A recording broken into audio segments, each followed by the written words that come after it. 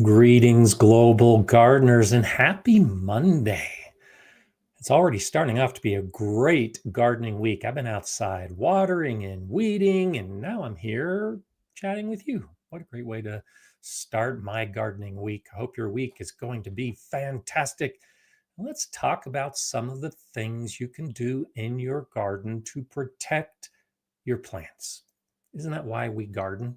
To grow the plants and see them reach their full potential. But there's always something, it seems, that gets in the way.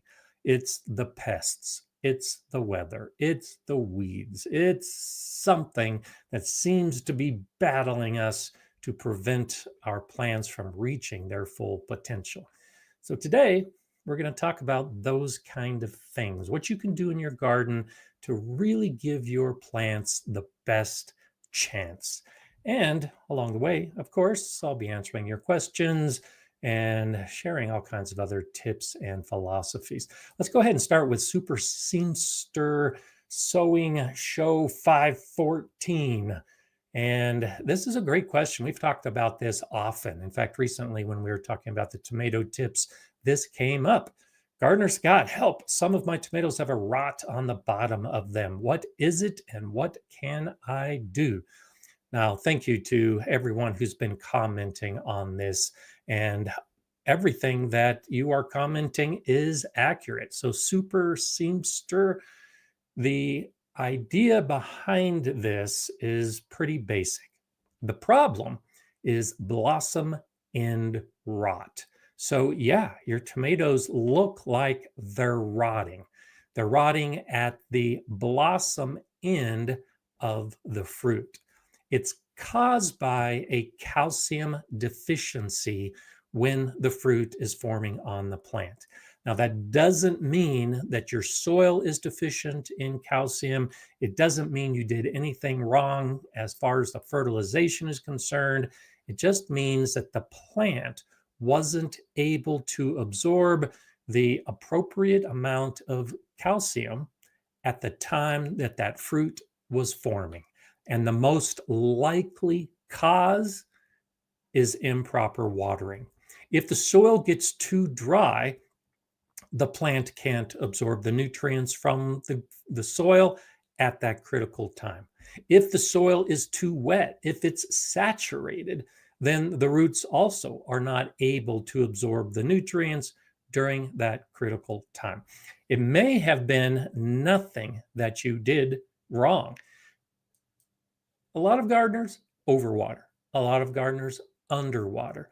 But particularly in late spring or early summer, when we see blossom end rot on our tomatoes, it's because of the weather. And that is a big factor that I want to talk about today. The weather factors and how they affect our garden. If at that critical time when the blossoms are turning into tomato fruit, you get a deluge, just a big series of rainfalls over a period of days, then the soil can become saturated. You did nothing to cause it, and blossom end rot could be the result. If, like many of us are experiencing, you have extreme temperatures and it's dry and it's windy and the soil dries out before you can water it, that can cause blossom end rot. So the key is to try to maintain consistent watering. Now, in my region here in Colorado, where the humidity is very low and we have those hot, dry winds, I water my tomatoes every single day. Now, the soil in my beds is well draining, so I'm not worried about saturating my soil because it's going to drain pretty well. Instead, I'm worried about the soil drying out. So I water my tomatoes every single day. That maintains a consistent moisture level, and I rarely get blossom end rot.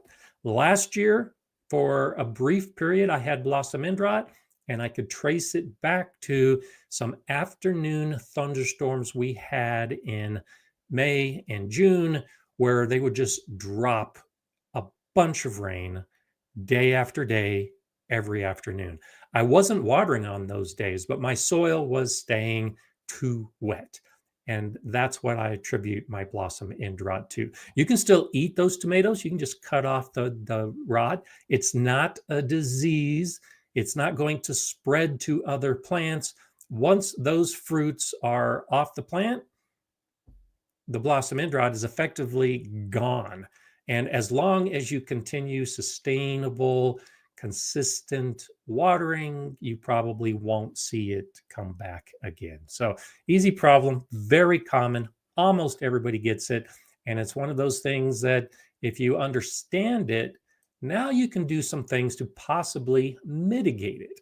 And so over the course of the talk today, I'll be talking about mulch in relation to a number of the problems that we could potentially have in the garden. Mulch is a fantastic way to moderate the soil moisture levels. So if you don't have mulch and you have those hot, dry, windy conditions, your soil is going to dry out pretty quickly. But if you have a mulch on your soil, then your soil is less likely to dry out quickly. The evaporation of the soil moisture is going to be reduced, and you're going to be able to maintain a consistent moisture within your soil much easier. So use mulch. Mulch is one of those things I rarely see recommended for blossom end rot, but it might make the difference depending on how you are watering your tomatoes. Shandy's Garden is saying, I don't know what I can do about my soggy garden, but I'm using shade cloth for the sun. So tired of the heat and rain, but there's no end in sight, according to Ryan Hall. Boo. And so, yes, this is one of those things. It's difficult to deal with what weather gives you. If you've got that soggy garden or if you've got that hot, dry garden. A big reason why I do my gardening in raised beds is so that I have some control of it. If you live in a soggy region, a raised bed could be the answer to soggy soil.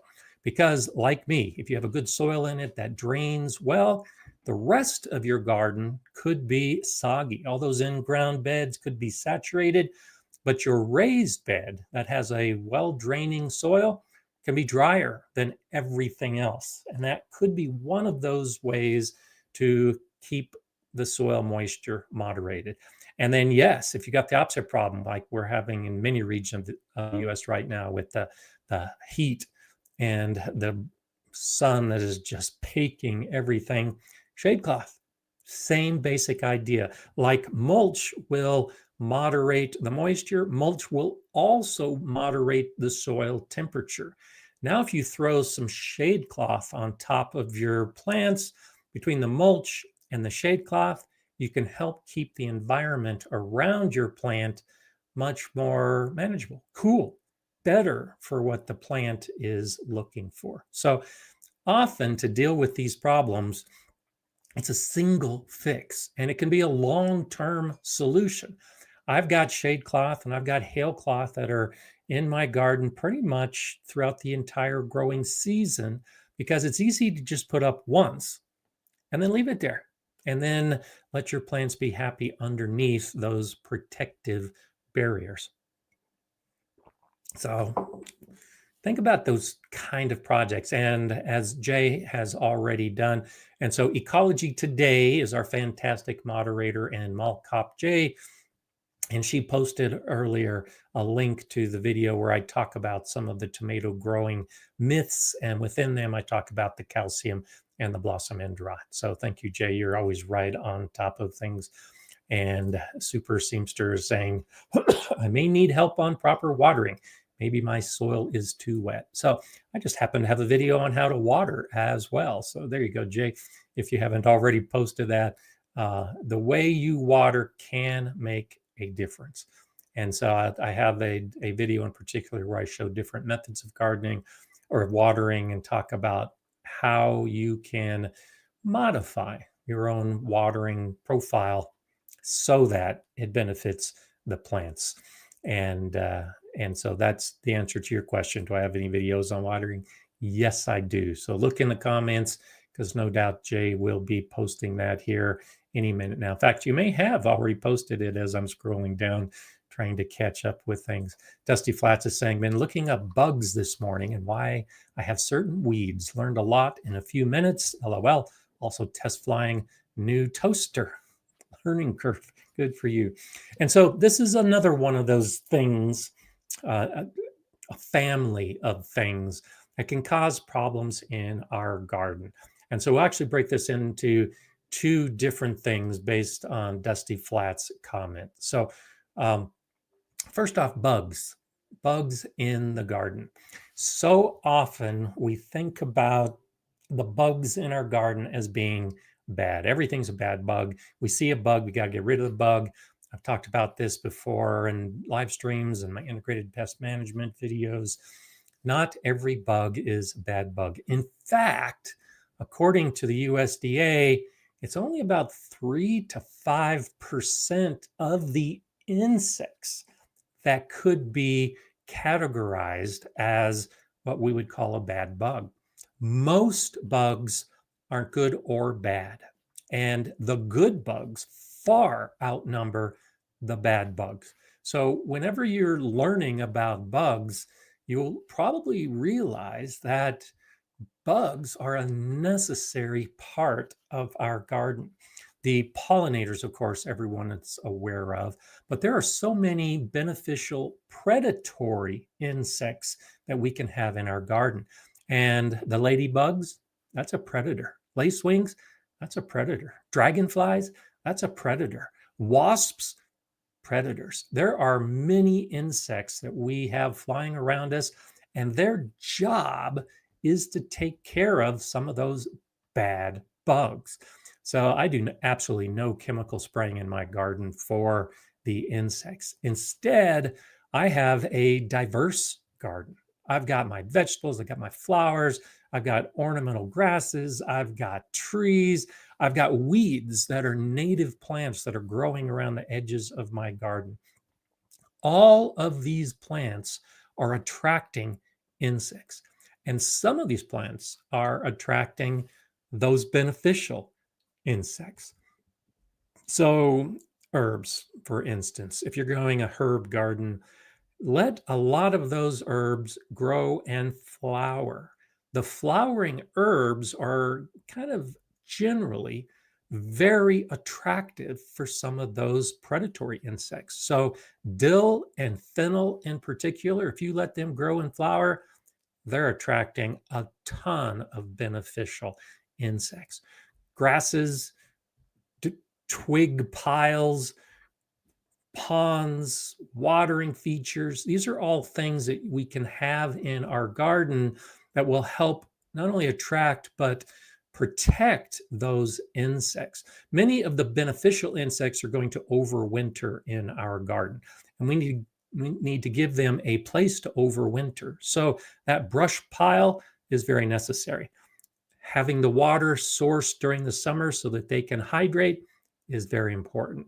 So don't think of the insects as the bad bugs that you need to get rid of. Instead, like Dusty Flats is doing, great idea, learn about them, and you may recognize some of these bad bugs are actually doing a great job for you in the garden. Now, I posted yesterday, I think it was, a picture on Instagram, on my Gardener Scott Instagram page, and I show the damage that is on my roses. And so my roses have all these little holes cut out of the leaves. I've been looking for that. I've been waiting for that to happen so that I could film it and show it, because those little holes are caused by leaf cutter bees. And leaf cutter bees are native to my area. They're native to many areas, and they are fantastic pollinators. So when we say that we want to attract pollinators to the garden, we often think about the honeybee. But the honeybee is just a very small part of the pollinator world. And in fact, most bees will pollinate better than the honeybee. One of those is the leafcutter bee. So the leafcutter bee is a solitary bee. It will land on plants. It likes roses a lot. It will cut a little circle out of the leaf, and then it will take that little leaf fragment back to its nest. And it builds its nest with these leaf fragments. So when it lays its eggs and the larva develops within the nest, it's the leaves from your plants that make that all happen. And when they hatch and they go to your garden, they are fantastic pollinators. So you see these holes cut out of your leaves. It's a common tendency to think you've got to do something. You've got to spray your roses to keep whatever's eating your roses away. No, quite the opposite. Be happy when you see those little holes cut into your leaves, because it's showing that you're starting to develop that equilibrium point where nature is in your garden. You are attracting the pollinators like leafcutter bees, and you are providing them with what they need to make more leafcutter bees, to have more nests. So all of those little holes I see cut in my roses, I could figure out some type of algorithm as to how many bees are going to show up next year in my garden. I just know that the more leaves that are damaged, quote unquote, means the more pollinators I'm going to have next year. And so when we protect our damage, you have to think, or protect our garden, you have to think about what is it you're protecting from? And sometimes accepting a little bit of damage is okay. If you want to attract the butterflies to your garden because you love the butterflies, well, then you're going to have to accept that the butterfly in its younger stage is going to be a caterpillar, and caterpillars eat leaves. To have butterflies and moths in your garden, you have to accept that there's going to be some damage. So while we might want to protect from aphids, it's a difficult question for a lot of gardeners. Are you going to protect from caterpillars? This is where that diversity comes in again. If you're growing a whole bunch of different plants, likelihood for many of the butterflies and moths is that their caterpillars are going to have something to feed on. I don't like the tobacco hornworm. I don't like it eating my tomato plants, and I'm going to deal with that because it can cause huge damage.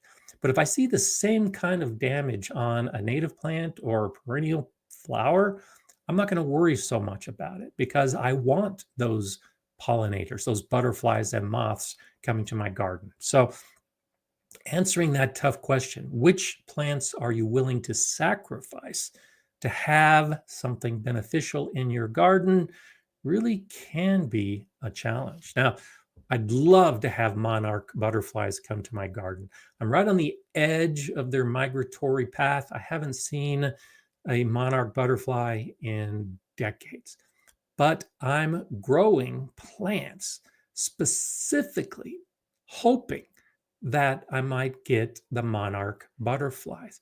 And so when you look at the life cycle of these insects and the type of plants that they like, you might be able to grow some plants that are going to attract some of those beneficial insects you want and accept the damage that you're going to get.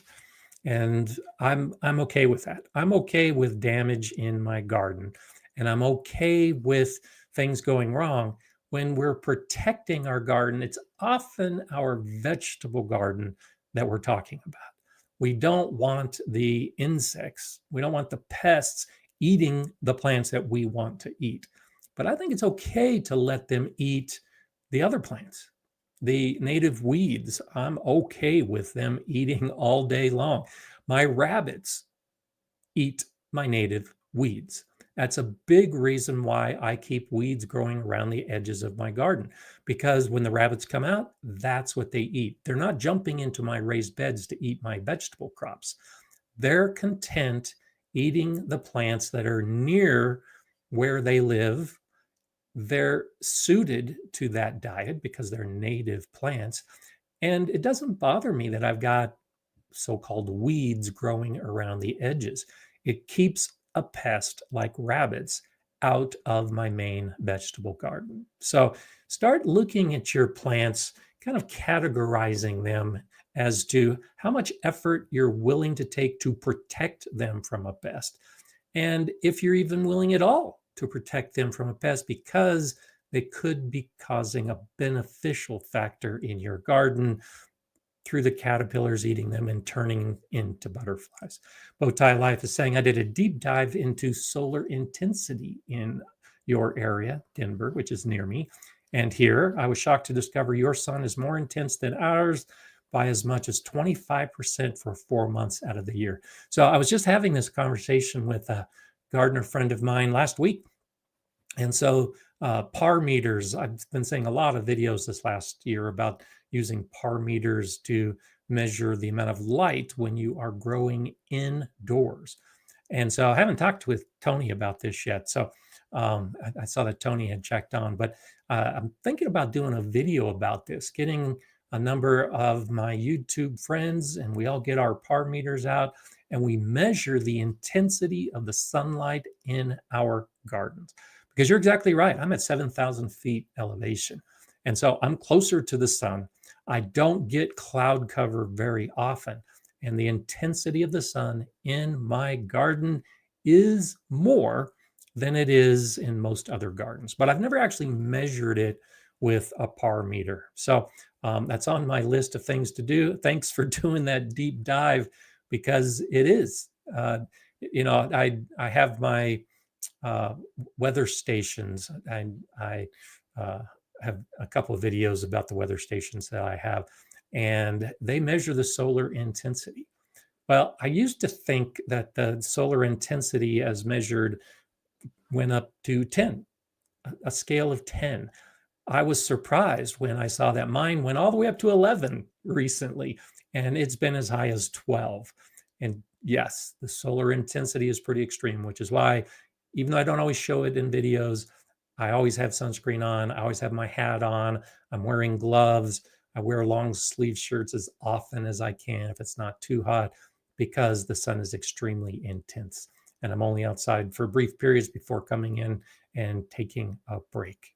So that's one reason why, even though my season is very short, because the sun is so intense during the growing season that I have, the plants do very well. They grow very quickly. They're very healthy. And I always have a great garden. The sun is a big part of that. Jay is saying there are many things that can cause plant damage. Protecting plants from weather, pests, and disease can be a challenge. Gardener Scott discusses how to protect plants, offers, this is a little bit of the description today. So if you're just joining us, that's what we're talking about today, talking about some of those things that could cause damage in your garden and what you can do about it. Or, as we just were talking about, what you can accept. Little damage is okay. We get so jaded by our trips to the supermarket, by our trips even to farmers markets, where the fruits and the vegetables just look beautiful. Everything is great. They're blemish free. There's no pest damage. Occasionally at a farmer's market, you have a grower who's willing to show you the actual harvest that they are taking to the farmer's market. That's what many of us are dealing with, the actual harvest. We want everything to look perfect and blemish free, but the reality is it doesn't always look that way. So you do have to accept to a certain degree that there's going to be damage on your plants. Your lettuce and your spinach might have little holes chewed in them. You might have blossom end rot on your tomatoes. You can still eat it. It's not pretty, but those kind of things are going to happen. So just be aware of that. And it's one of those things that you can be accepting of just how nature works in your garden. And if you don't stress too much about it, if you don't try for perfection, then suddenly you'll notice when perfection arises, just how wonderful it is. And so I'm always looking for that perfection. And I find it more often than not, because the general practices I use within my garden of letting the pests be eaten by the predators, by letting the sun bake down on my plants, but I'm okay with that because the soil moisture is consistent. These are the kind of things that you can mitigate some of these problems by just how you garden. Luzamar2 is asking, any ideas on how to put shade cloth on my green stock planters? So I experimented a little bit with my green stock planters a few times over the last couple years. Now, one option, particularly on the really hot day. Now, green stock sells covers for the green stock. One is intended to be for frost protection, and the other is intended to be for insect protection. So they have slightly different thicknesses. And so I used the lighter one over my green stocks on really, really hot, severe days. It kept the sun off the plants, but it did increase the heat underneath the fabric. And I noticed that the plants wilted a little bit. So that's one option, is to use something like that periodically, just during the peak of the day for the harshest sun. The other thing I experimented with was bamboo sticks, and using bamboo sticks to support some shade cloth over the green stock. And that actually worked pretty well. And then the other thing that I used was to use, they have the plant supports. So there's a circular plant support that green stock has that you can place, and it's intended to act like a little trellis if you're growing vining plants in your green stock. And if you put that in the upper levels, that does a pretty good job of supporting shade cloth as well. So if you drape shade cloth over the top, over the reservoir, and then you have one or two of those trellises, those plant supports, that's a pretty good way of supporting the shade cloth. So I tried a couple different things, and ultimately it came down to just using what green stock already offers for a slightly different purpose. Instead of using those as a plant support, I used it as a fabric support, as a shade support. So try that. If you don't have those, you can order them from Green Stock. And of course, I've got the Gardener Scott code below to give you a discount when you order things like that on Green Stock. But those are a couple different things that I have tried with shade cloth on the Green Stock. The other option, and it actually works pretty well for me, the green stocks that I have just outside my door, I place so that they get full morning sun, early afternoon sun, and then just about the time that the sun is becoming severe, they're in shade. They're next to my house, and my house shades them. So something as simple as shade for the worst part of the day works for most of the plants. If you can plant with that shade in mind, if you've got a plant that just does not like harsh sun, may like sun, may not like that much sun, then you place it in an area where it gets afternoon shade. That's one way to protect your plants, is to use a fence, to use a house, to use other plants to shade them. Now, we talk about placing our plants in our beds so that we don't shade our plants. So for instance, in my raised beds, I have them running north-south. And generally, the advice you'll get, and I've said it before as well, is you put the tallest plants farthest away from the sun. So in the northern hemisphere, you put the tall plants in the north end of the bed. And in the southern hemisphere, you put the tall plants in the southern edge of the bed. And then you put shorter plants in front. So basically, all the plants are getting sun, because the taller plants are in the back. But you can do the opposite. You can put the tall plants right up front so that they cast shade on the plants behind. So if I'm late, and I'm often late putting my cool season plants in. Let's say I want to grow some spinach or some lettuce, and it's a little bit later than normal. That's what I would do. I would put my tomatoes right up front in the bed. And then I would put the lettuce plants and the radishes and those plants that bolt when they have a lot of direct sunlight, put those behind the tomatoes so that they're shaded. And that shade can make all the difference in the world as to whether you'll get a harvest or not.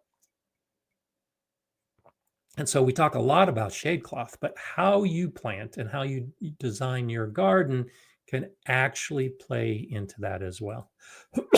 Cheesecake 1841 says, I have a question. Can yellow squash and zucchini cross?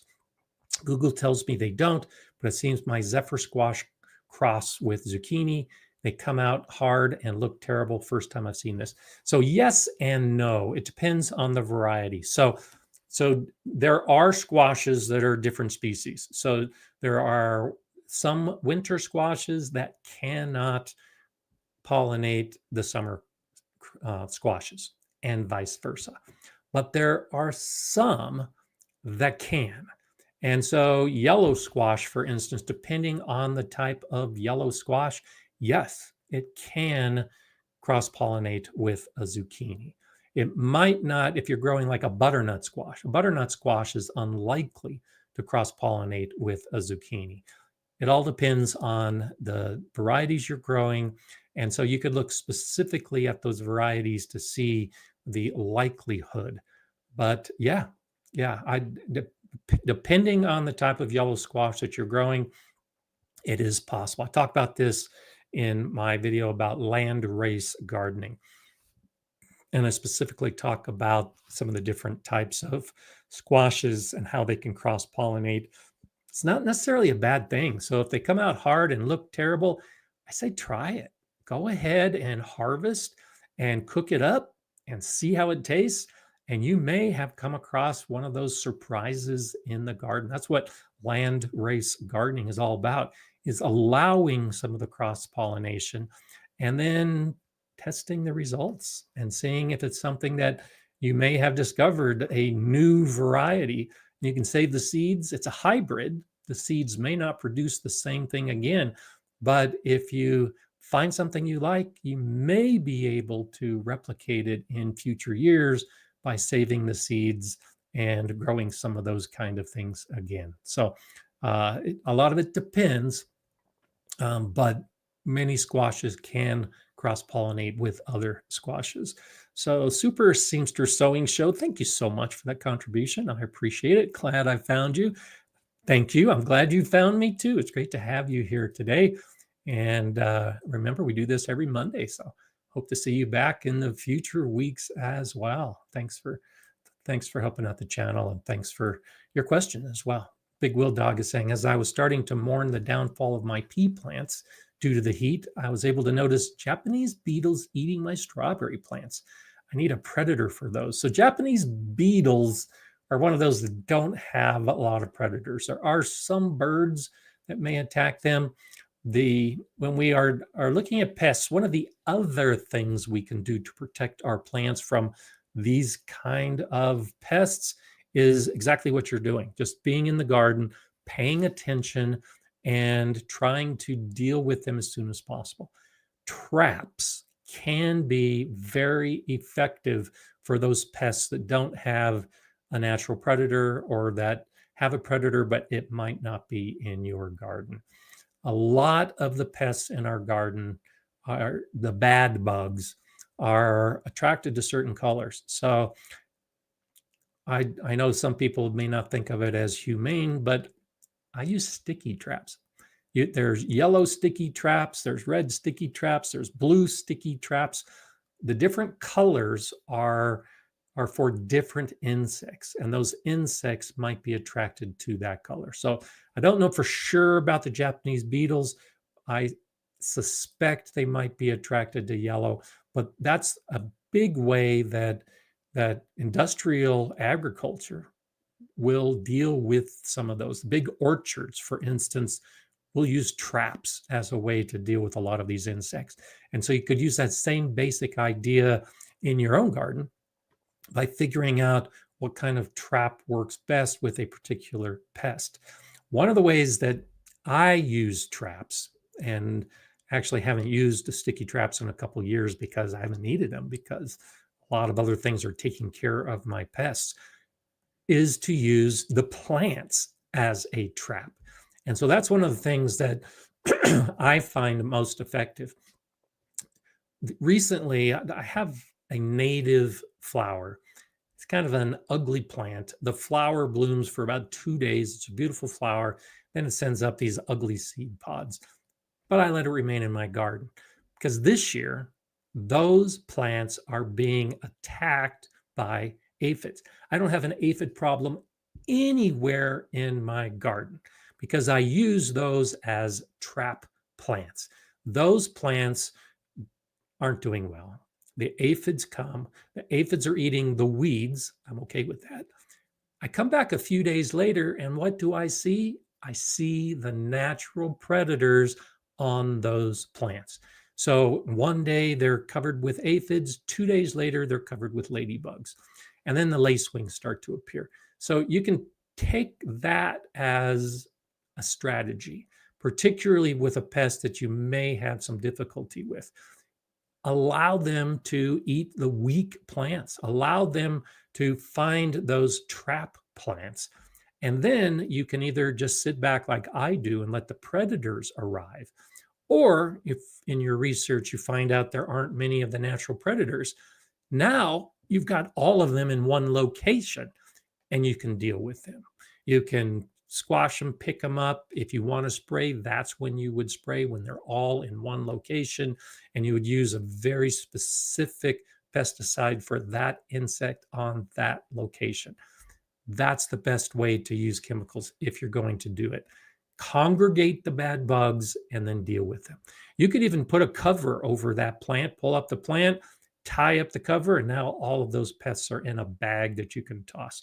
There's so many ways that you can use a trap, be it a plant or a sticky piece of paper that you hang, or a box, or if you've got slugs in your garden, traps are an ideal way to deal with slugs. Take some cardboard, wet the cardboard, and place it on the ground near where you have a slug problem. Come back the next day, peel up the cardboard. Chances are you're going to see a whole bunch of slugs underneath that wet cardboard. That's a trap. Now you can deal with those slugs. So trapping when we have pests of almost any type in our garden is a great way to go. Now, D66634 says, I saw my first mantis of the year a few days ago. Awesome. I'm always looking for that. And that's a big reason why I have my trap plants and I let the bad bugs show up, because I love seeing the praying mantids show up in my garden. They are so incredible and they're so invisible. They're there, but they're so hard to see. I love finding them because on my plants that are mature, they're beginning to brown. If I see a praying mantis, it's a brown praying mantis. On my young green plants, if I see a praying mantis, it's green. So they come in different colors and they will be on different plants based on what color they are. Oh, it's a fantastic insect. So congratulations. That's always a big day in my garden too, when I see the first one. I think it's just so incredible. And thank you, Jay, for posting the Instagram link. So I'm almost at, I just started putting some focus on Instagram just a few months ago, and I'm almost at 1,000 subscribers. So if you all subscribe, you might put me over the 1,000 subscriber or follower on Instagram. I'd love to see you there. I do a lot more of the behind the scenes kind of stuff, what's happening in my garden with some of the reels and the photos. So you can see on a mostly daily basis what's happening in my garden when I post it on Instagram. Loris 405 says, I'm so excited. I put in a small bird bath in my garden last year. I just sat down on my porch to rest and the birds are using the bath. This is the first time I've gotten to see them using it. Congratulations. That is fantastic. I suggest the next step is to put up some bird houses. Just like the praying mantids that show up in the garden, I love seeing the birds using my bird houses. And then when I start hearing the cheep, cheep, cheep of the first baby birds of spring, it's just fantastic. And then I've got my bird bath or my water features around the garden, and you see those birds come out of the bird bath and go straight to the water. Yeah, yeah, absolutely fantastic to sit down in the garden and just watch what's happening. So good for you. And I am so glad to hear that. Putting water in the garden is one of the best things you can do to attract the animals and insects that are really going to help you out with your gardening. And birds are a big part of it. I'm going to be making a lot. In fact, I was just thinking about that yesterday. I have a video from a few years ago where I show how to make birdhouses, and I talk about some of the factors when deciding exactly which birdhouse to make. And I'm going to be making a lot of birdhouses in the next few weeks. So you may see an update on that video. You may see some new birdhouse ideas. I was just starting to put together a framework just yesterday of what my birdhouse video is going to look like. So I love birds in the garden, and I love making my own birdhouses. So as I'm building my fences in the garden, I've got some scrap wood, perfect for birdhouses. So look for that in a future video. Topia says, can ants be pollinators? Yes, absolutely. In fact, ants can be great in the garden. I love seeing ants in the garden. I get asked that question a lot. How do I get rid of my ants?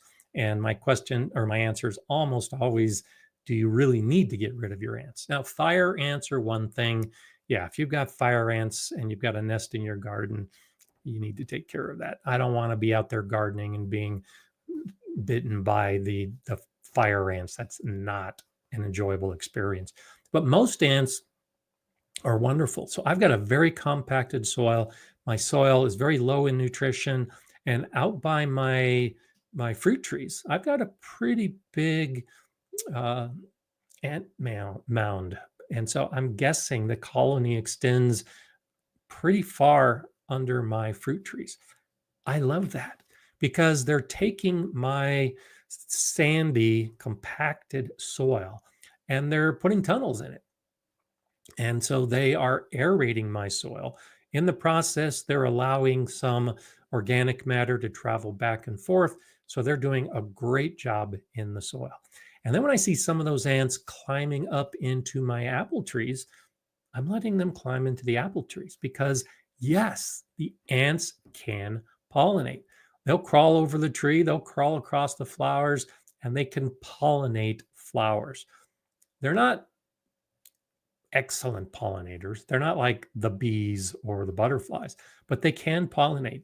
There are some species, particularly in jungles and tropical settings, that rely on ants for pollination. But I'm not aware of too many plants that most of us would be growing in our garden that are specifically devoted to ant pollination. But the ants can do some pollination. My peonies, I love seeing the ants on my peonies. So the peonies, before they bloom, they form a little ball. And as they're getting ready to blossom, that ball is often covered by ants. The aphids tend to come for that particular young growth. The ants then come up because the aphids have that honeydew, that excretion they have. Then the ladybugs come and eat all the aphids. Well, I'm okay with that. I love seeing that interaction with nature. Many of those ants will remain on the peonies over the course of the peony life. I'm not sure how effective they are at pollinating my peonies, but I'm okay with it. I'll let the ants crawl back and forth. So, depending on the type of flower and depending on the type of ant, some are better than others. But yeah, ants can be a very beneficial insect in the garden to include pollination. Okay, let's see. Jay says, reminder, we will be shouting out, promoting other gardening educators, show them some love. It means a lot to them. So absolutely. I've been thinking about doing that in a show coming up here, probably a couple months as we start getting into the calmer part of the year. I've been making notes of some new channels that I've been discovering. So thank you for that, Jay. I love promoting new channels. I love helping out some of the small channels become bigger channels. And you can expect to see that in the future. So yes, by sharing some of what you see and some of what you're discovering in the comments, that's a great way for all of us to start seeing some new gardener educator blood on the YouTube world. That's a great way to think about it. John C says, I had leaf cutter bee in my garden this morning and some ladybirds and lacewings. So was happy with that. I would be very happy with that. Good for you. Yes. Those, so when we sit on the porch and we watch the birds at our bird bath, or when we sit in the middle of our garden and we see all these things happening, to me, that's a highlight of my day. Every day I can see something like that happening. It's a highlight. And so good for you. I love seeing all that kind of stuff. And I'm so glad to hear many of the rest of you do as well, because it is just an incredible way to enjoy your garden, to see nature enjoying your garden. So often we fight nature. And one of the best ways to protect our garden is to let Mother Nature protect it for us.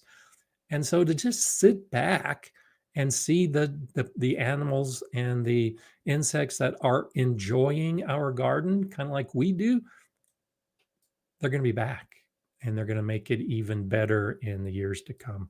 So that's one way to look at it. Nan Chadley 5557 from Stoughton, Wisconsin says sunny and 77 degrees Fahrenheit.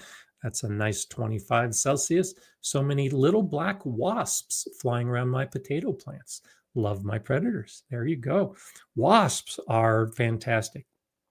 And there are so many different types of wasps that we think about the wasp like a paper wasp that we disturb and it's going to sting us. There are so many wasps that will never sting you and don't care about stinging you. They don't even look like wasps. Many wasps look like bees, and they're doing a job in our garden. So yeah, I love my predators like that too. And those are the kind that I'm definitely trying to encourage. Bowtie Life says, I have a truly squirrel-proof feeder and they don't bother mine, but I love all the birds. So when we talk about pests in our garden, and I bring this up every now and then, particularly with the squirrels. And so squirrels are attracted to bird feeders, and having a squirrel-proof feeder is a great idea. That doesn't necessarily get rid of your squirrels. They're still going to be looking for food in your garden. And if your bird feeders are near your vegetable garden, you could unintentionally be causing damage to your plants because the squirrels can't get to your bird feeders. So the solution that my brother and sister-in-law do that I think is fantastic is they set up a bird or a squirrel feeder apart from the bird feeder. And so the bird feeder is in the yard, it's closer to the plants, they can sit and enjoy the birds. The squirrel feeder is on the fence. The squirrels are running back and forth on the fence, so they have peanuts in a squirrel feeder on the fence. The squirrels never come down into the garden. The squirrels never bother the bird feeders because they have their own feed. And so kind of like I have my plants that I give up to the bad bugs so that it attracts the good bugs. One way is to give up and go ahead and feed some of those pests so that they don't eat the stuff you don't want them to eat. And squirrel feeders is a great example of that. It's one of those things that, yeah, sure, it adds to your gardening expense, but it keeps them out of your garden.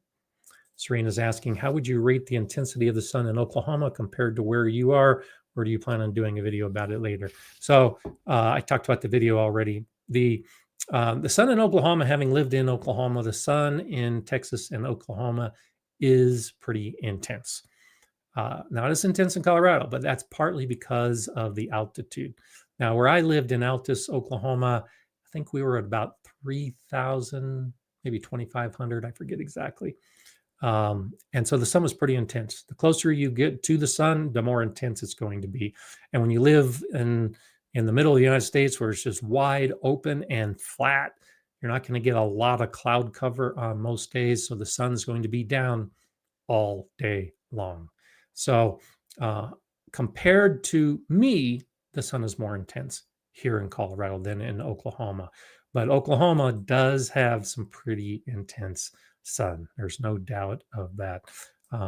I I was not able. I wasn't a master gardener all those years ago. I didn't know much about gardening all those years ago. We're talking 30 years ago that I lived in Oklahoma. I did not have much success trying to garden in Oklahoma between the sun and the weather and the insects. That's a challenging environment. So I think I could do it now, but I had trouble back then.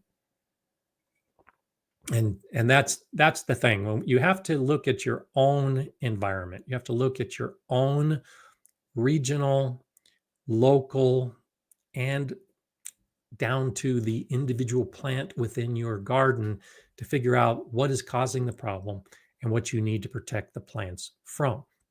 And so I can suggest shade cloth, I can suggest all these different things that we're talking about today. But for your own garden, you've got to do your own analysis and you've got to figure out just exactly what's going to work best for you. Use all of this as guidelines to try to at least venture in the direction where it might be a little easier for you.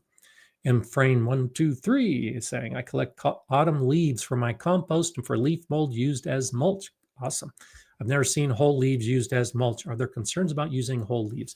So yes, when I talk about mulch, and I talk about it in a lot of videos, you'll see I pretty consistently talk about using crushed leaves as a mulch.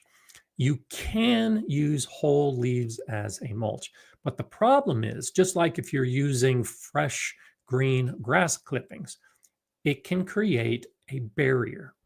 So fresh green grass clippings will end up clumping together, and then they dry, and it becomes an impermeable barrier to water coming in and oxygen reaching the soil. The same is true of leaves. When you've got whole leaves, they're going to effectively stack on top of each other and become a barrier to water going through that barrier into your soil, and for the air to reach the soil as well, and for the sunlight that may need to warm up your soil. So using whole leaves in leaf mold is fine. I've got some videos that show exactly me doing that, using whole leaves to make leaf mold. But as a mulch, drying the leaves and then crushing them so that water will drain through, air will flow through. That's the way to use the leaves most effectively. If you're using the mulch for weed control, now we're talking something different. So if you've got an area with a bunch of weeds and you want to get rid of the weeds, you could use whole leaves. I use wood chips for the same reason. A thick layer of wood chips is going to keep the sun away so that the weed seeds are not going to germinate. It does allow some of the moisture through, but the reason I do it is as a weed barrier. And I have wood chip mulch in a lot of areas to keep the weeds down. You can also do that with whole leaves. I have an area just in front of my greenhouse. I showed in a video a couple years ago where I talk about building soil from scratch. So building the soil in that area, I used whole leaves, partly to keep down on the weed growth because I'm not growing anything in that area yet. The leaves will eventually break down and help improve the soil. And so it's that balance. I didn't want a lot of weeds growing. I wanted the whole leaves to eventually break down and improve the soil without having to deal with weeds. Fast forward a couple years to now, those whole leaves have broken down, the soil has improved, and I've got a bunch of weeds that I'm dealing with in that area now. So it's a balance as to why you're mulching an area, as to whether you would use the whole leaves, as far as the purpose behind the mulch and how the leaves are actually going to play into it. So I use whole leaves a lot for a couple different purposes, and weed control is one of them. So keep that in mind. Okay. I know I am a little behind, so I'm going to scroll through past some of these. Texas Organic TV, thank you so much. Just a thank you fee. I appreciate your thank you support. So thank you so much for being here, and thank you for supporting the channel. I do appreciate it. I'm glad I'm scrolling through so that I could highlight you and give you that little bit of thanks. Jay saying a special shout out to Emmanuel Ars, the ultimate gardener. He's a young garden educator and has videos and live streams. He could really use some love from all of you. A link to follow. And I'm actually going to be on his podcast here, I think in 2 weeks. I may have mentioned that last week. So when that happens, I'll put it out on my social media. So yeah, he just graduated from high school. He's a young gardening educator. The ultimate gardener has some really good information. And so he's got a lot of videos. Definitely check him out. And I'll let you know when I'm on his show here in a couple weeks. And always looking to support channels like that I can help out.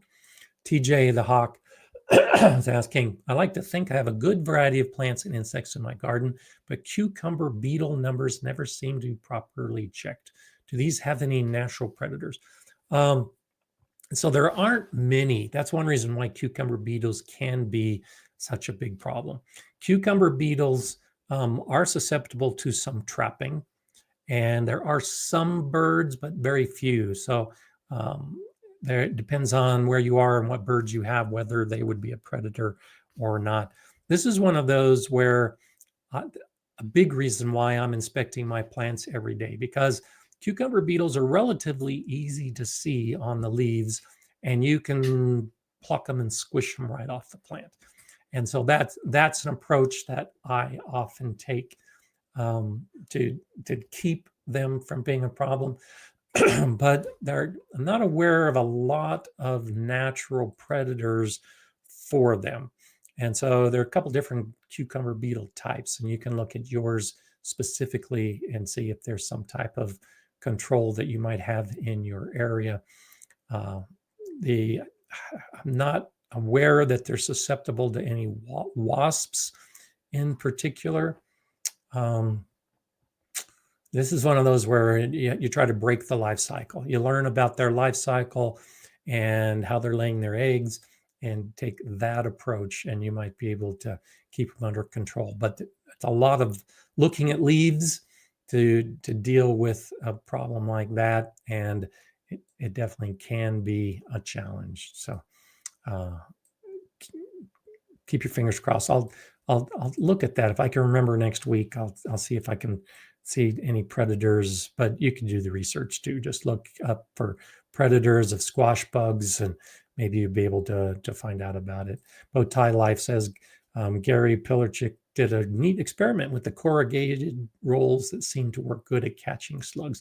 Yeah, exactly. I know I'm behind with the comments, so I'm guessing you were talking about that when I talked about putting the cardboard down. And so absolutely, cardboard is a fantastic way to attract the slugs of all different types. And Tammy Bolender is saying, does anyone else pick off bugs and such like earwigs, cabbage moth, caterpillars, etc., and put them in a shallow sided dish for the birds to eat? Oh yeah, absolutely. I do that a lot.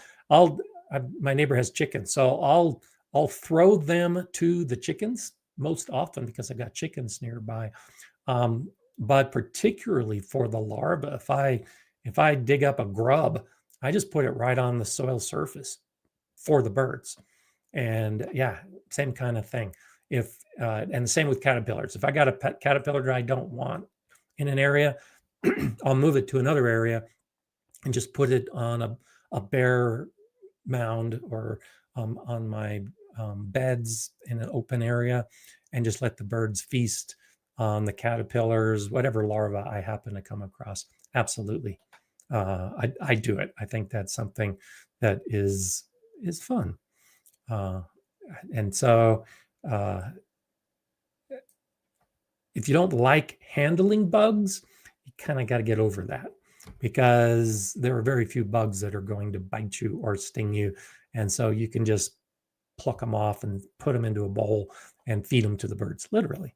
And especially, I haven't done it in a while. I did this at my last garden, and I had a really nice water feature near the garden.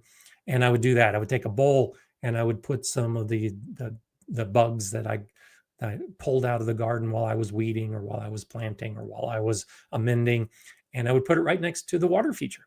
So the birds are coming to the water bath and they got a nice bowl to feed on. So yeah, there's all kinds of cool things you can do if you're willing to pull the insects off the plants. I think that's so much fun. Bowtie Life says, looking at the birdhouse gourd video, you look so young. Yeah, I think that birdhouse gourd video was 6 years ago.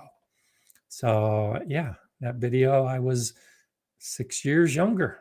I was with my granddaughters. They were 6 years younger too, as we were making a bird house from a birdhouse gourd. So thanks for looking back on those, because it is, I'll look back at some of my older videos and yeah, I definitely was younger when I was younger.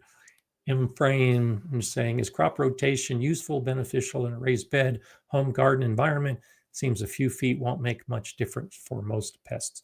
So good question. And Tony from Simplified Gardening is in the chat right now. And he and I got together and did a video. You can actually find it in my library about crop rotation, because Tony and I have basically the same philosophy when it comes to crop rotation in our vegetable garden, and it's not necessary. If you're amending your soil, then you don't need to rotate your crops because you're depleting the nutrients in your soil. If you've got a particular pest in your garden, then yeah, you're right. Rotating your crops by a few feet is not necessarily going to deal with that pest. It can be beneficial if you've got a disease that shows up. So if you have a disease that is, let's say, a tomato disease, and it's a soil-borne disease, then you can quarantine that bed. And so that bed that was growing diseased tomatoes, stop growing tomatoes in that bed for 5, 6, 7 years or more, and you can eradicate the disease. But other than disease, no. Many of us who have been doing this for a while don't rotate our crops. Now, I do some crop rotation when I'm trying a new plant or a new variety. I'll try it in one bed one year and I'll move it to another bed the next year, because I'm trying to find the best bed for that plant when I grow it again. But for my tomatoes, if you look back on the videos I made last year and the year before and the year before on growing tomatoes, you'll see I grow my tomatoes in the same bed every year. And I'm growing them in the same bed this year. I typically grow my peppers in the same bed. I typically grow my squashes in the same bed. I typically grow my lettuce in the same bed. I will move around the garlic from year to year only because of the timing. If I'm growing lettuce in one bed and now it's been harvested and it's almost time to put the garlic in, or cucumbers are probably a better example towards the end of the season, cucumbers are fading, then that's the bed I'm going to put the garlic in. So I'm not really rotating my garlic for the purpose of rotating. It's more of a timing issue as to which bed the garlic goes in. But there are some years the garlic is harvested. I don't put anything else in that bed for a couple months, and then I put the garlic right back into that bed after I've amended the soil. So the beneficial aspect, there's and then you look at crop rotation and particularly in vegetable garden, and you see that there's a 3-year rotation, a 5-year rotation, a 7-year rotation. And so when you've got all these different rotations, it really makes you ask a question like this one. Is it really necessary? Because why would 3 be better than 7 or 5 better than 11?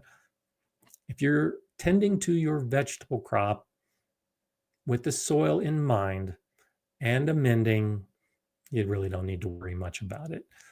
On large scale, where they're more worried about the depletion of the nutrients, then that's kind of why crop rotation came about. But even in industrial agriculture, they're not doing a lot of crop rotation anymore because they're using chemicals for all the nutrients. So you can check out, I don't know if Jay has found that video yet, but yeah, you can check out the video where Tony and I talk about crop rotation. And it's something that not all of us do, and our gardens still grow great. So let's talk a little bit about disease in protecting other plants in our garden from that disease.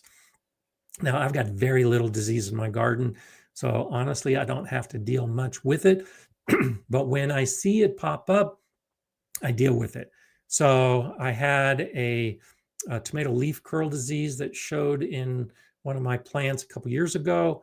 Once I identified it, I immediately pulled that plant.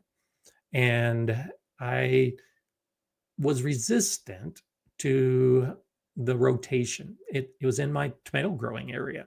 So I went ahead and planted tomatoes the next year. The disease had not taken hold. It wasn't in that bed. It had just affected that one plant. So often, just by removing a diseased plant, you can stop the disease from spreading. Depends on the disease, depends on how the disease is spread. You often see that you've got to clean your pruners or your secateurs after every cut. If you have disease, then yes, that makes sense. You don't want to spread the disease. But I don't do that because I don't have disease. So I'm pruning all the day long without having to clean my pruners because I don't have to worry about spreading disease. Those are the kind of things to be aware of. If you don't have a disease, you can act differently than if you do have a disease.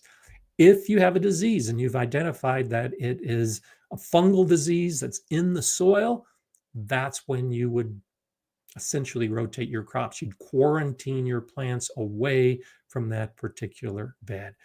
Some diseases I don't care about at all. And so I was on the Epic Gardening podcast recently. I'm not sure when that episode is going to show, with Jacques, and we were talking about powdery mildew. We don't worry about powdery mildew. It's a disease that affects many plants, usually later in the season. But the spores are everywhere. If you were to stress over your powdery mildew, you would drive yourself crazy because you're probably going to get it. Most gardeners do every single year. But it's not a terrible disease. It just affects the leaves. You can slow the impact on the plant so that as soon as you see the powdery mildew show up, prune off those leaves. But eventually it's going to become a problem. Just be aware of that. So recognizing the kind of diseases you get and what you need to do about that disease is going to differ depending on what kind of disease it is.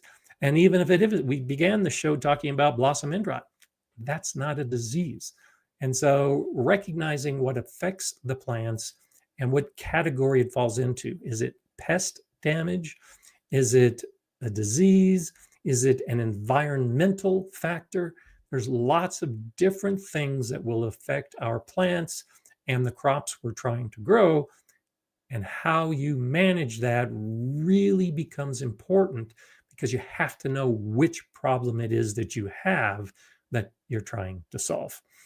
The mulch, I told you earlier, I was going to be talking about mulch periodically. Mulch can be a great way to prevent disease in your garden. A lot of these fungal spores are blowing through the air and they're landing on the soil. They're just waiting to find a home in your tomato plant and many other different types of plants. So they're resting on the soil, and then you water or it rains, and those spores that were on the soil bounce up onto your leaves, and they're happy. And now you've got disease on your plants. If you put mulch on your soil, those spores are still going to be in the air, but they're not going to rest on the soil and then bounce onto your plants, because the mulch is keeping that from happening. The mulch is keeping all those fungal spores on the soil surface. Mulch can be a great way to control disease. You don't often see that as one of the benefits of mulch, but it is. It's a great benefit of mulch is disease control. So mulch is just so important for so many reasons. Add disease to your list of why you should be mulching. Dusty Flat says, we are very dry here and have never seen snakes or frogs. With irrigation, I now have snakes, worms, and frogs. Oh, that's fantastic. The water made the difference. First noticed with self-watering strawberry bed we made. Oh, I love that. Yeah, snakes and frogs. I love snakes and frogs in the garden. I saw a toad last year. My garden is just too dry, but the day I see a snake, I'm going to be so happy. All of my gardens, I live for seeing a snake. And this is the first garden I've had where I didn't see a snake in the first couple of years. And part of that is the irrigation. It's creating an environment that is inviting. So when we talk about the natural predators, snakes are very high on the list. And there are a lot of good snakes. Garter snakes, ideal. In the greenhouse at the Galileo Garden, we had garter snakes living inside the greenhouse. I loved walking in the greenhouse first thing in the morning, and the snakes were sunning themselves on the walkway. And we had very few pest problems in the greenhouse because the snakes were taking care of them. So, I love that. I love the snakes and toads and frogs, and having that soil and the mulch and a lot of diverse plants are a great way to encourage a lot of those kind of animals. Steve is saying, I accidentally came up with a solution to the apartment pigeon population. Run at the birds while holding your plastic owl in front of you. So far, so good. LOL. Yeah, let's definitely laugh at that one. That's fun. Do you have that on video, and are you willing to share it? I think that's a great idea. We talked recently about, there was a question, and I talked about having an owl to keep birds off of a deck, I think was the question.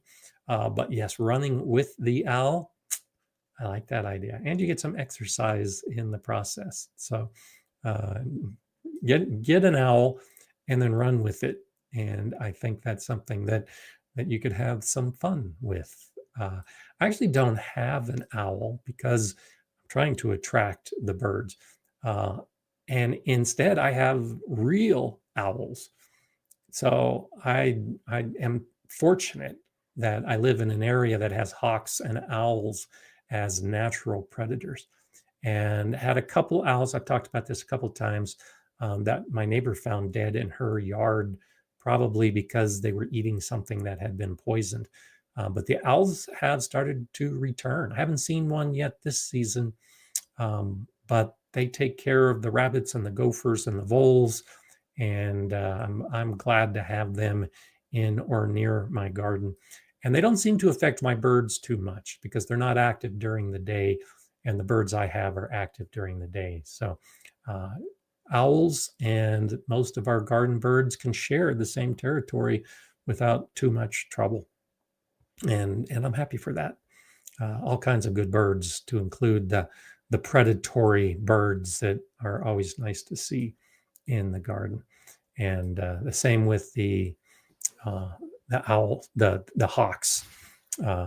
This is about the time of year that we have some hawks. I'm not sure where they nest, but about this time of year, they're flying high, and it seems like the parents are teaching the young how to fly. So I love seeing that each year, and I'll be looking for that soon with them up high, circling with the bigger birds and the younger birds. It's all part of nature. It's all fun stuff that you don't see if you don't take some time and look up. Now, I'm always talking about looking at the plants. Look up too, because there's lots that's happening above us. And I love the birds flying in the sky.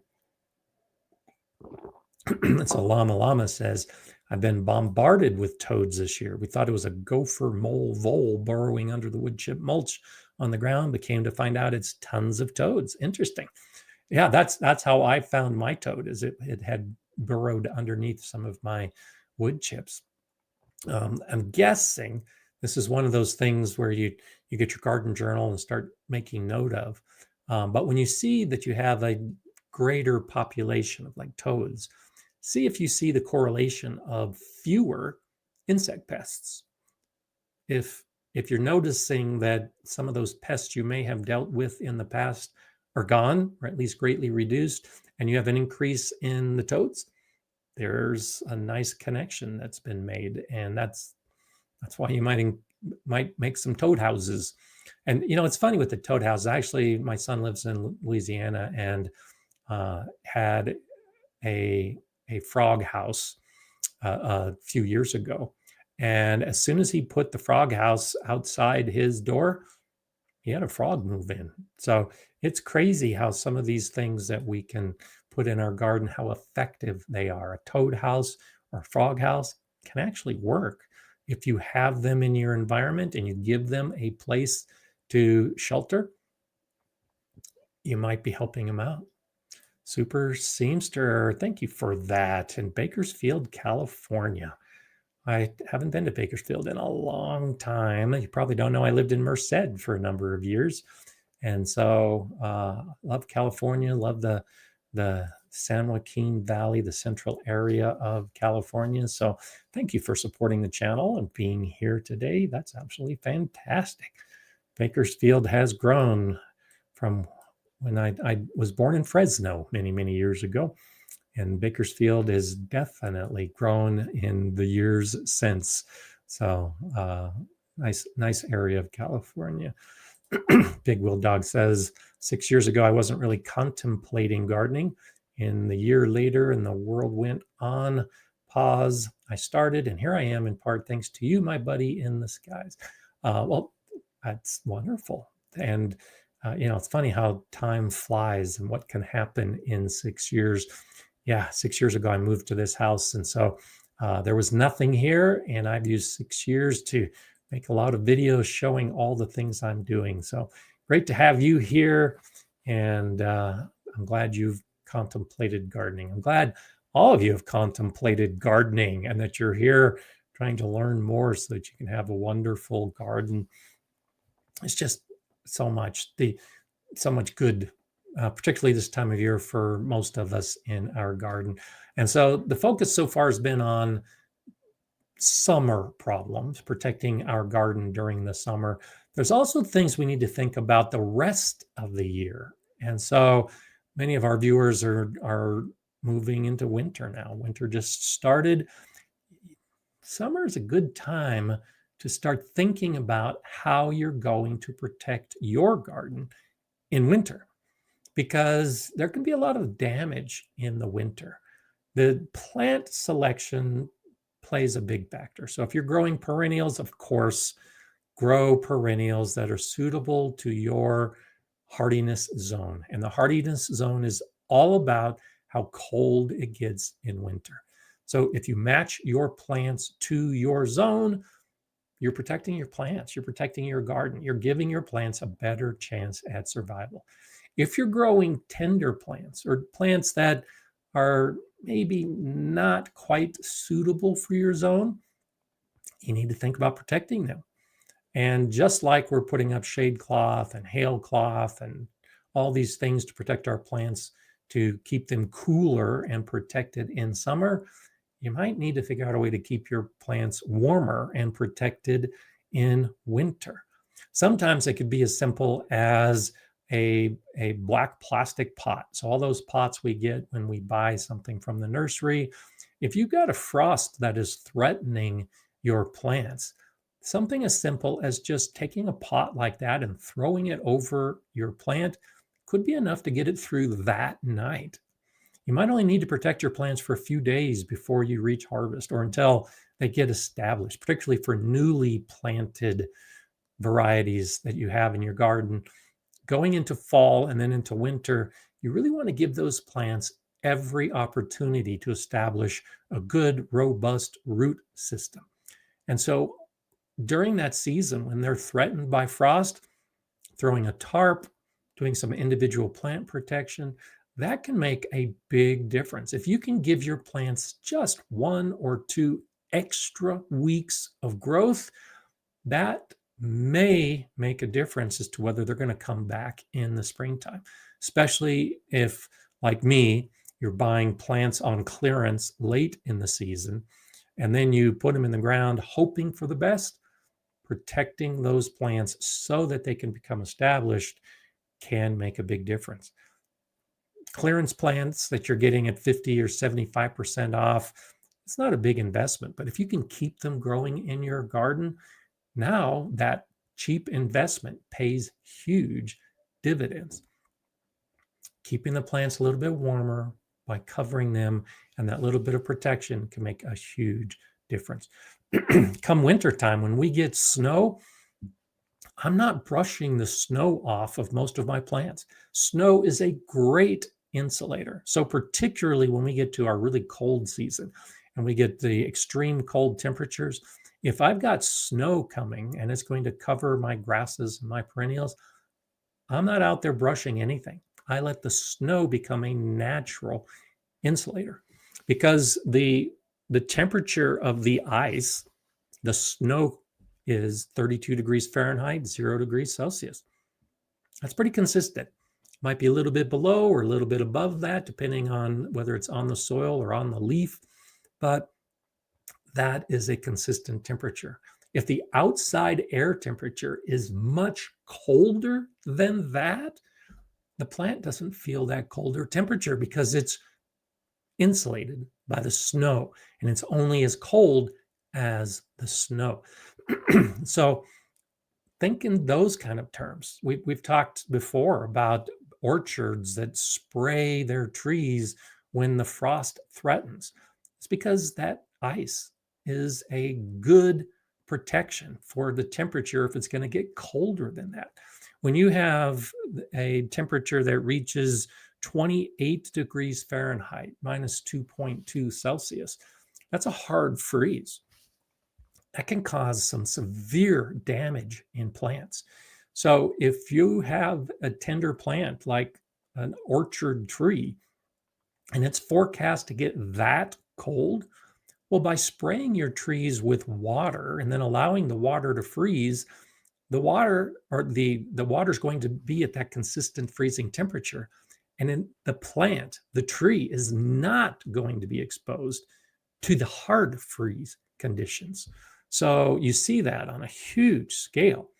That's why they're doing it, to protect the plants by giving them a natural ice barrier. I know it's counterintuitive, but it really does work. So look at your own weather conditions as you're trying to protect your plant and use it to your own benefit, to the plant's benefit, as you try to protect them, particularly in winter. Another great way to protect your beds in winter: mulch. The mulch helps moderate the soil temperature, as I mentioned earlier. So as you start getting into those cooler days in autumn, the plant may start dying back. It may start going dormant, but it's not dead. And while the upper portion of the plant may be brown, may not look very good, as long as the soil is still warm, the roots are still going to develop. And so if you can mulch and keep your soil a little bit warmer in fall, you're giving your plants that extra time to develop the strength to fight off winter and to go into the winter months. Now, the opposite holds true as well. During the spring, when you want to start your gardening and it's too cold, you brush back the mulch so that the sun shines on the soil to warm it up. But for a warm soil, you can keep it warm by adding mulch. So mulch can be a great protector and a great option to keep your plants growing underground longer so that they develop stronger root systems going into the winter. Outlier Gardener, thank you so much for supporting the channel. Thanks for another great live. I appreciate that. Thank you for being here and for being such a wonderful part of the community. I love that. Thank you. Thank you to all of you for your support, of course. There's so much more when we talk about protecting your garden. My biggest issue right now, it pains me to say this, is my dogs. I love Mala and Lika in the garden, but they are a pest. They can put pressure on some of my beds. They'll run through the beds, they'll jump on the beds. For my dogs and for most pests that we have in our garden, a barrier is the best way to keep them away from our plants. So I haven't got to it yet. It's on my list. I've got a lot of fences I'm building this year. So after I build my walled garden fence, should be done with that soon, I'm going to start working on a barrier fence around my vegetable garden beds to keep my dogs out. Look at what kind of pest you have. Look at what you're trying to protect your plants from, and it may be part of your family. It may be your own dogs. At the school garden, one of the biggest problems I had was the students. This was an inner city school. These kids didn't grow up around gardening. They didn't understand plants in the beginning. And so in the beginning of each year, when I would bring the students out to the garden, one of the biggest problems I had was the students just walking across actively growing beds because they didn't know any different. Education can be a big factor.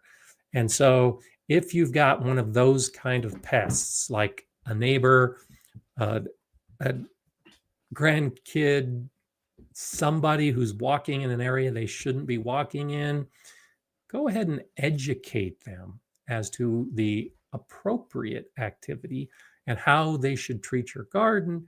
And that can be a great way to protect it as well. So identification is always a problem. I talked about this in integrated pest management, how critical identification is. There are a lot of other pests out there that aren't insects. You just have to identify what the problem is and then what your course of action needs to be to deal with that pest. One of the things I did is, and I talked about it in the video I put out last week, I made a nice grass area for Mala and Lika. Now, when I'm working in the garden, at least for the last week, it's been pretty obvious that's where they like to lie down and cool off and watch me walk around. They're not following me around and walking through beds because they have a nice area to lie down and nap and be happy. I did that because I love my dogs and I wanted to give them a nice area, but it also kind of diverts them away from interfering when I'm putting plants in the ground or when I'm eating. Lika doesn't understand yet. She's still young. And so when I'm down on my knees pulling up weeds or when I'm on the ground putting in plants, Lika wants to be right there next to me to see what I'm doing. And sometimes she's in the way. So I gave her someplace else to be where she can see me and be comfortable and not interfere with what I'm actively doing. So sometimes it's not a major problem and something we need to do a lot about. Sometimes it's just behavioral and giving some of these pests another option, like the squirrel feeder, giving them another option, giving my dogs a place to lie down. Sometimes that's all you need to deal with some of the pests that we have. And if you figure those things out, make note of them and share them. That's what I'm doing, is sharing with you some of these things that I've learned all these years to deal with some of these problems that I've had in the garden. Chances are you're dealing with some of the similar issues. And that's the kind of thing that if we can share our ideas, then we can start spreading this information to more and more people and more gardeners. And it's a little bit of work in the beginning. I spent 2 days putting that grass area down. That's done. Now it makes it easy for my dogs and me because that project was accomplished. Yes, a lot of gardening is work up front, but if you figure out what that work is and do it efficiently, you save yourself so much time and energy and consternation in the years ahead because you figured it out and you did it right and you protected your plants this year compared to the previous years. I've lost so many plants to hail so that now I put up hail cloth over entire sections of my garden. I don't even worry about it. And it's figured out. I put up my hail cloth over my big garden stretch, 25 feet by 25 feet. I think it took me 15 minutes. 15 minutes to pull out that big sheet of hail cloth, to drape it over the wires, to tack it in place, and to walk away. So for 15 minutes of effort, I now don't have to worry about hail at all for the rest of the season. Now, it took years to figure out that that was the proper solution for me. But now that I figured it out, a little bit of effort makes all the difference in the world. So look for those kind of things and make the most of it. And hopefully, 15 minutes every season to solve a problem will become part of your regular activities. Thanks for being here today. Thanks for all the support. Thanks for all the comments and everything that you're doing to help each other out in the Gardener's Guide community. I greatly appreciate it. And you can guess, I'm going to be back next week, same time, same channel. We'll talk some more gardening. Between now and then, have a great gardening week, and I hope you get a lot accomplished. And throughout the whole process, I hope that you enjoy gardening. I'll see you next week.